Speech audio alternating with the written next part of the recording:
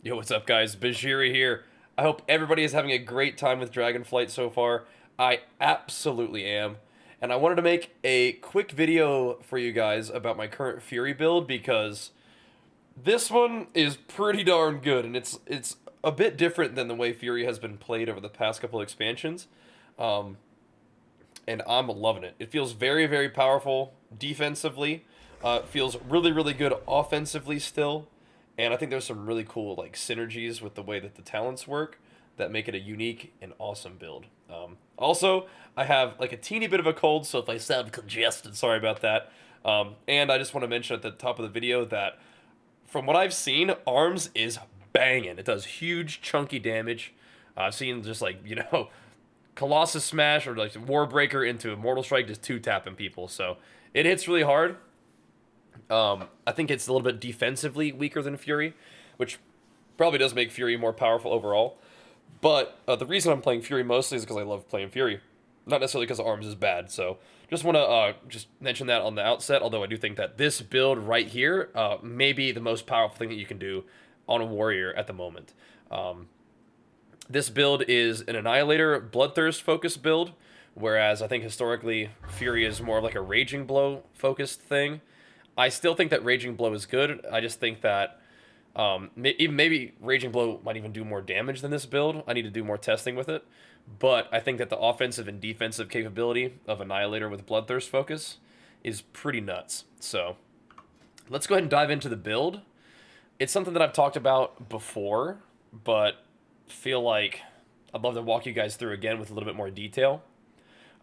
Because yeah, we like it's not pre-patch, but it's like pre-season, so it's a great time to experiment. But I've just been like banging with this build and been having way too much fun with it. So on the outset, I think we can go over the talents, and then I'll talk about stats a little bit, things like that. But also because this is one of those just discussion videos, I do want to mention that Dragonflight is pretty wild in the fact that they're going a very different direction with the game than they have been.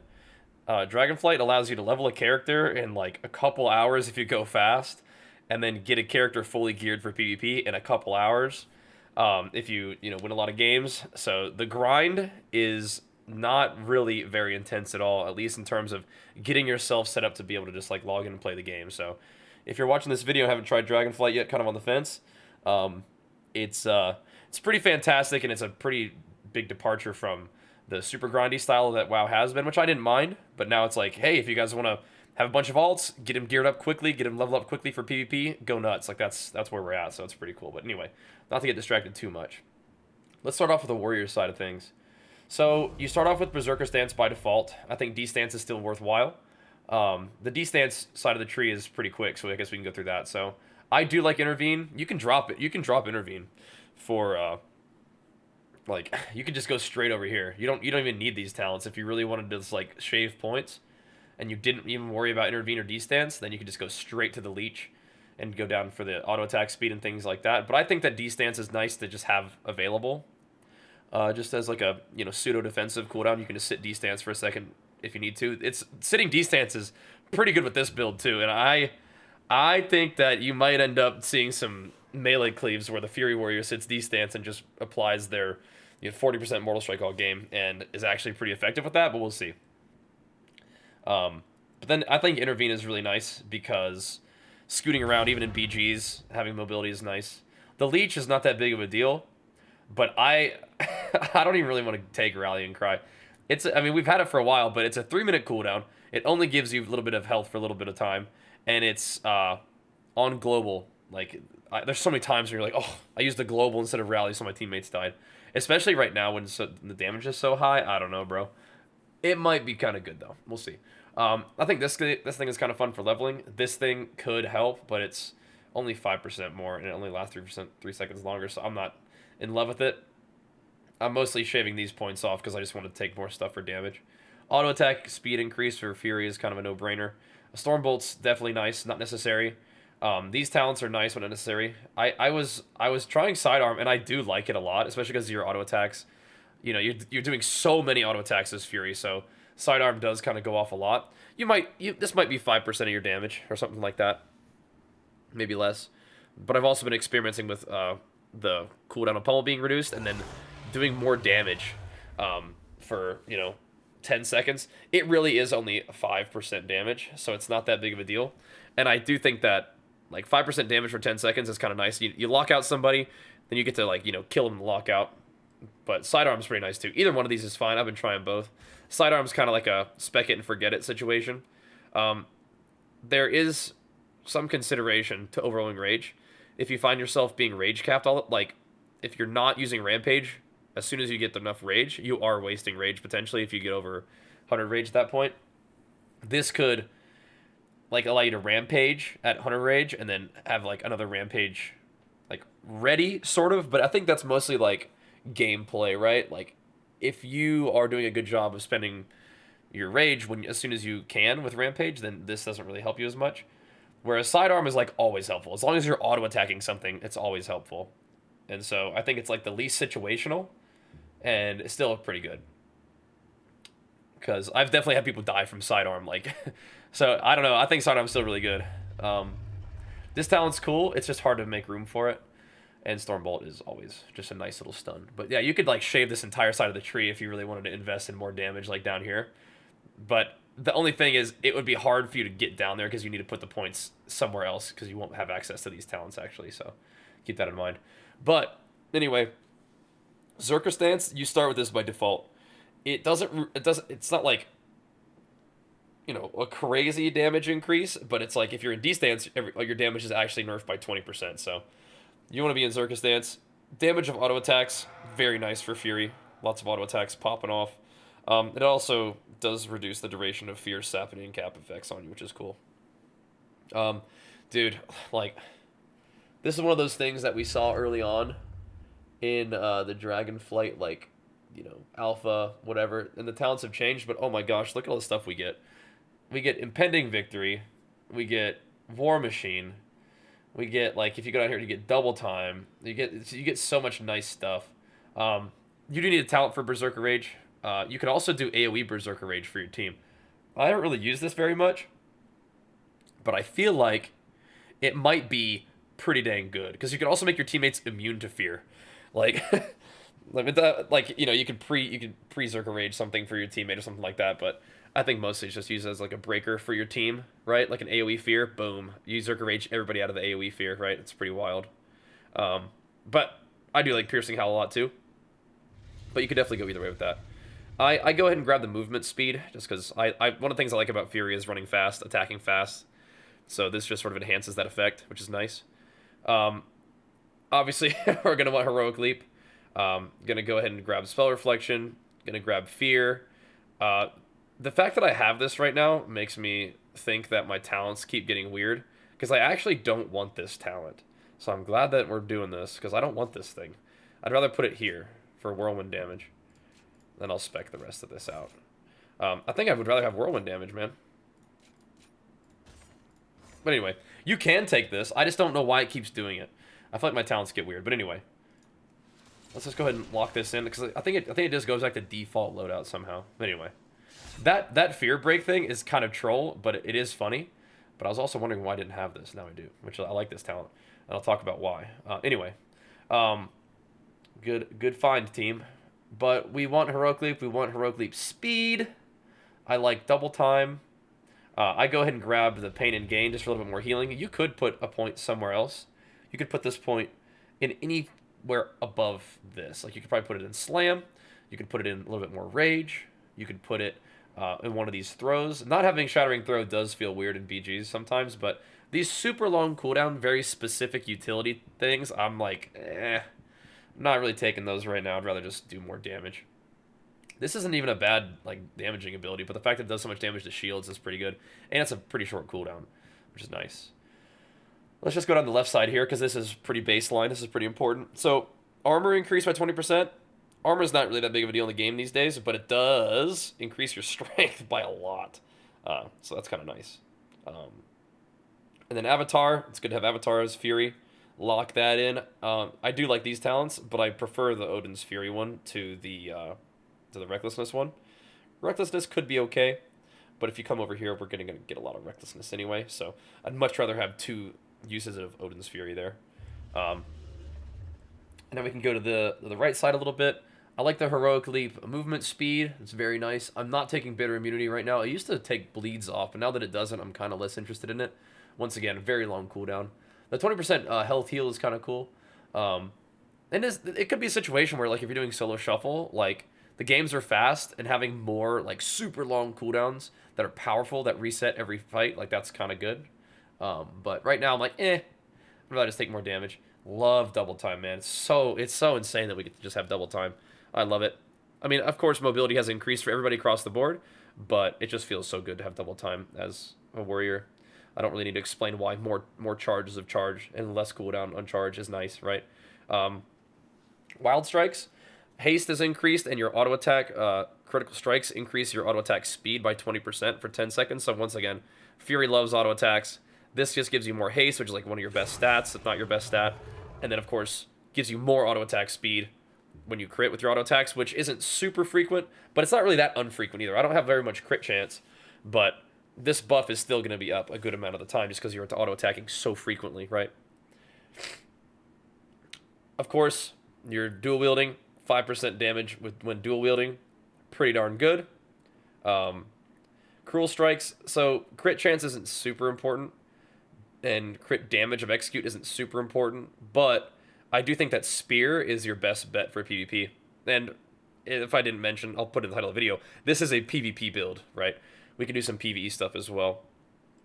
But I think this talent right here, it's only a 2-second increase of duration on spear, and only I think in PvP this is actually 15% damage increase on your critical strikes, but it's still really nice to have, especially when you just throw your spear down and unleash like your burst with wreck up and stuff. I mean, it's a lot of damage.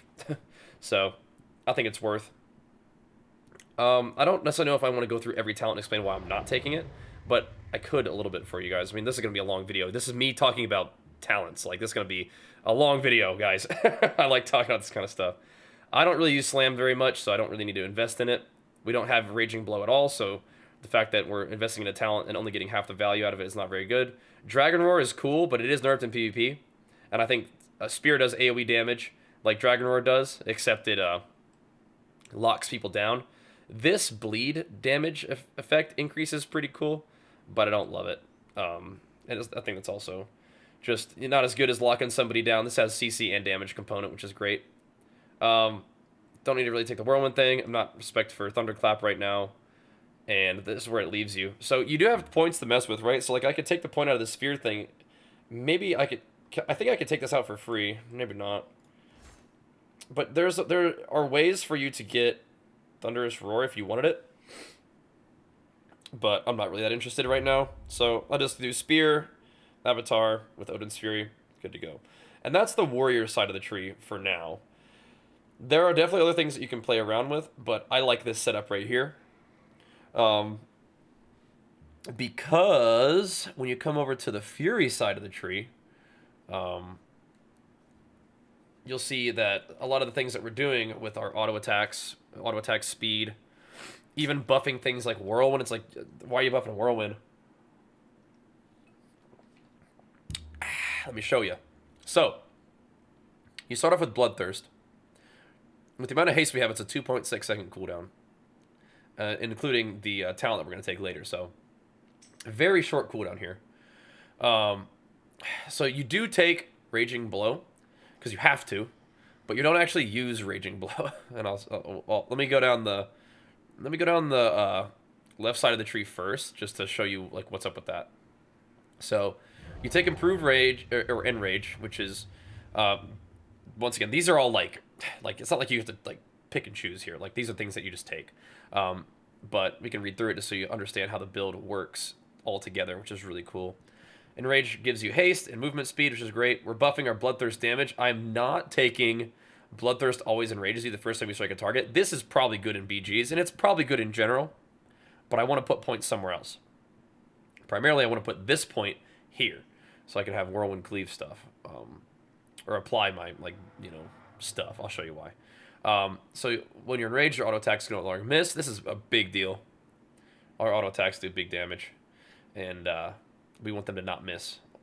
So some cool stuff here. So you'll see we're investing a lot of stuff in Bloodthirst. So all these things have to do with Bloodthirst. So first of all, our Bloodthirst critical strikes generate 4 additional rage, and puts the gushing wound bleed / leech effect on people. And I do like, where's my talent for it? No, it's down here. So I only have like 7% crit chance normally. We do have recklessness, which will proc from this talent, but we'll go down there in a sec. I like this. I would put 2 points in this. I could drop this whirlwind thing and put 2 points in vicious contempt. That would actually be sick, but not having the value of whirlwind, like cleaving your abilities around, is like it's a little bit too good to pass up, I think. But you're gonna gain this blood craze thing, where bloodthirst increases the critical strike chance of your next bloodthirst by 15%, like up to 5 times. And that I believe is until it crits. I think once bloodthirst crits, the stacks drop, and I can verify that here in a second. But this is one of those things that's going to like make pressing bloodthirst just that much more fun. Either crits or it increases its chance to crit next time, all of which is going to work with Cold Steel Hot Blood to get those leech effects up, which this is like half decent damage and definitely some good healing. So especially when you combine it with Bloodborne, which means that bleed damage of Odin's Fury, Thunderous Roar, and Gushing Wounds increase by 20%. So we're not using Thunderous Roar, but we are using Odin's Fury and Gushing Wounds. So you're getting some good value out of that talent, and it's just kind of like you pretty much just take it. You could maybe drop this if you really wanted to make Odin's Fury not deal as much damage. But Odin's Fury, especially in like an AoE like BG burst scenario, is going to be your top damage. So this is pretty nice.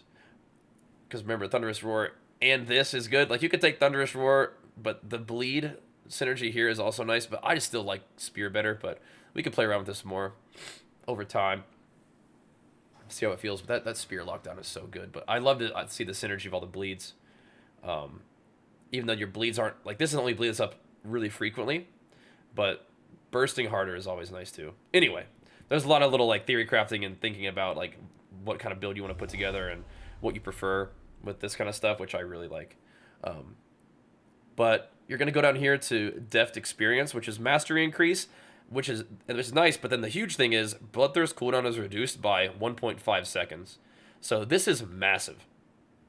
It makes your Bloodthirst cooldown very short, just standing around. But then when you get Haste Rolling and you get this Reckless Abandon turning Bloodthirst into Bloodbath, it has like, you can just spam it. It has like no cooldown. It's just up. So you can do like 3 in a row. It's kind of crazy. Remember that Bloodthirst is dealing pretty good damage, increasing its own chance to crit, applying a bleed when it crits, and healing you. So, pretty wild. But this is where things get a little bit different, right? These two talents are kind of what changed Fury. Not only are you speccing into a lot of Bloodthirst instead of Raging Blow, which you still can do over here if you wanted to do that later on, like as a different build, but this. So Storm of Swords, Whirlwind now has a long cooldown but deals more damage, and Slam has a way long cooldown. It generates rage but deals 100% increased damage. And you can increase that with these other talents, right? Slam here, Slam here. Well, we're not doing that. I do press Whirlwind sometimes, so that's fine.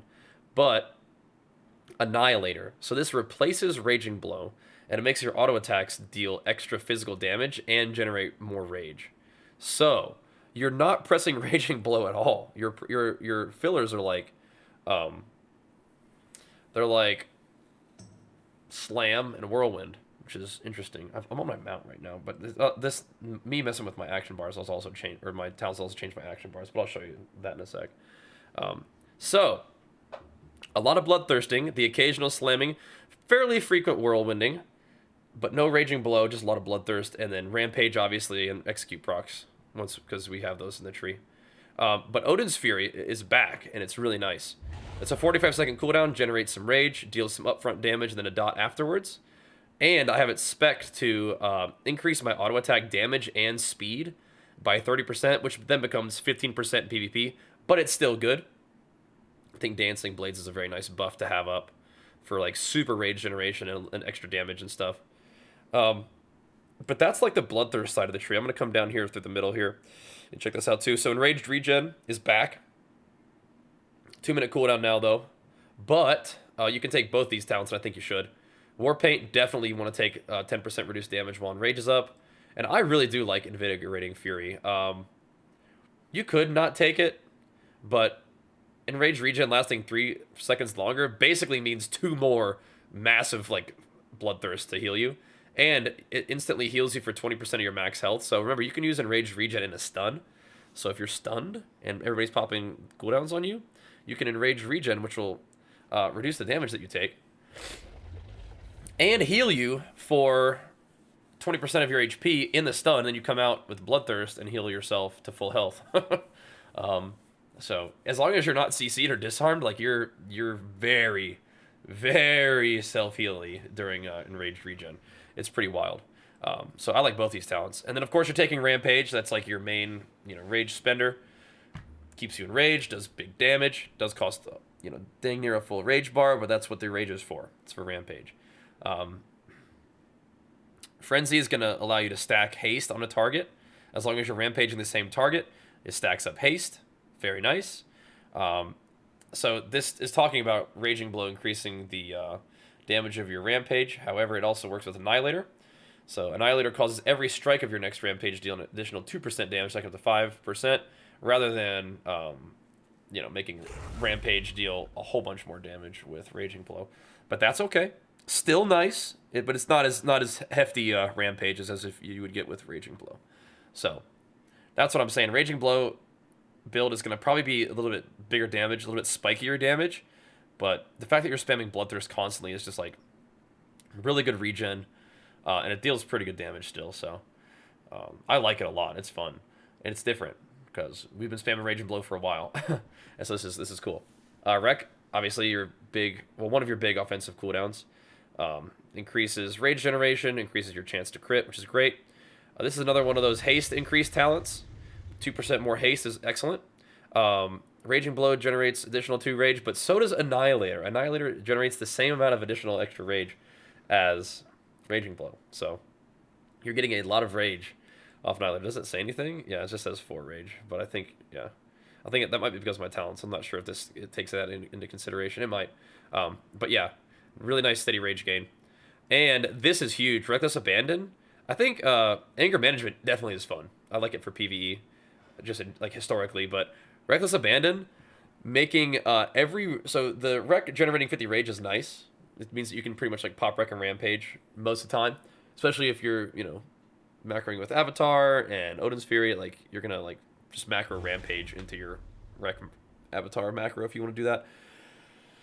And then you just whirlwind before it, and then you whirlwind, then you press Wreck Avatar, and it just rampages, cleaves, and Odin's Furies at the same time. It's pretty freaking cool.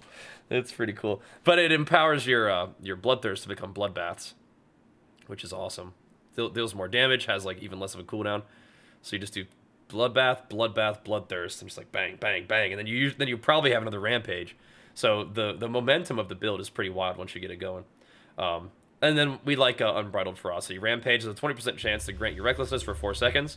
So cool to be proc a Wreck during this, because then you have Recklessness with your 2 empowered Bloodbaths. Oh, baby.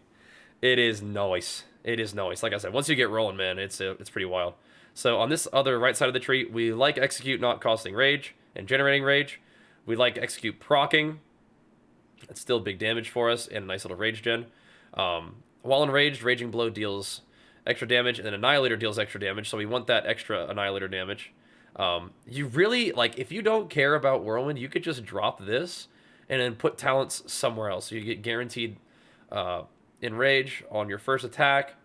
You could put another point in Vicious Contempt, and that might be nice for super single target. You're never going to hit anything else. It might be nice to just drop this talent and grab this, and then maybe drop this talent and grab this. But this talent is good, and this talent is good. It's just if you're just all right, I'm doing 2s, I'm never gonna detarget, I'm just gonna run at the healer, or run it whatever, and just never do anything else. Then you don't need this, and then you might not even need this. 10% increased damage on Annihilator only is probably not as good as full uptime on, or better uptime on your Enrage, which deals damage or decreased damages for you and makes you deal more damage too.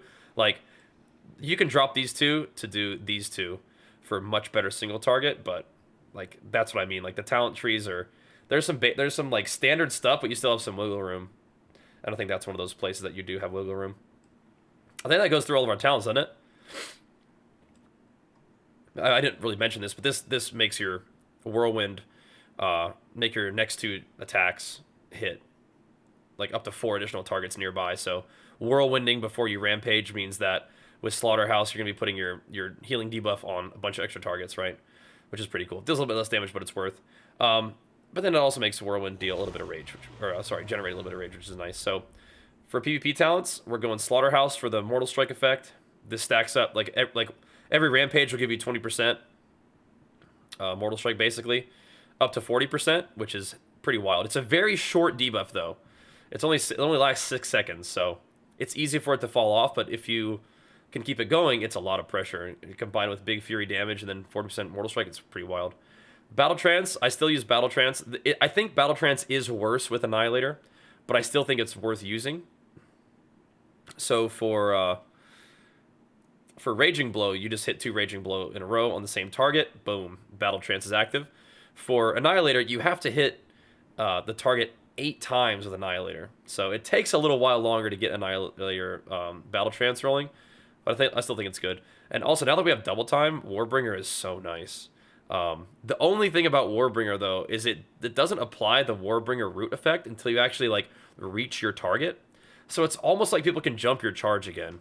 Like, if they get too far away, Warbringer doesn't, like, hit them. Or if you charge somebody and then they line of sight, like, they run line of sight before you hit them with your charge, like, Warbringer just does nothing. So keep that in mind. It doesn't really work right, but it is really nice when it does hit. That's a lot of damage. You could also consider... like, obviously, like, talents like Disarm for utility if you're a weenie. Don't be disarming me in BGs, guys. Don't do that. You can take Blood Rage, which generates rage for you.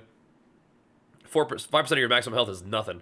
So Blood Rage could be nice to just generate more rage. Obviously, clearing snares is good. Barbarian's kind of cool. Death Sentence could be kind of fun. Rebound is hilarious. It's very interesting that Demolition is still a thing, but it's kind of cool. Rebound, it could be really fun for big damage reflects. I haven't really played with it very much. Death Wish is always fun in BGs if you have some heals. Enduring Rage, I think, is probably like, maybe Blood Rage or Enduring Rage would be the one that I like.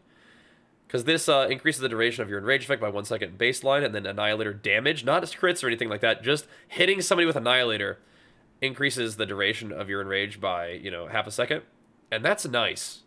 That's really nice. So I am wondering if you're playing Annihilator, you don't go Enduring Rage instead of Battle Trance, but Battle Trance is also fantastic. It just takes a little longer to get it going. But yeah, those are the talents for this build, the way that I'm playing them, and then hopefully I've described a couple different ways that you can,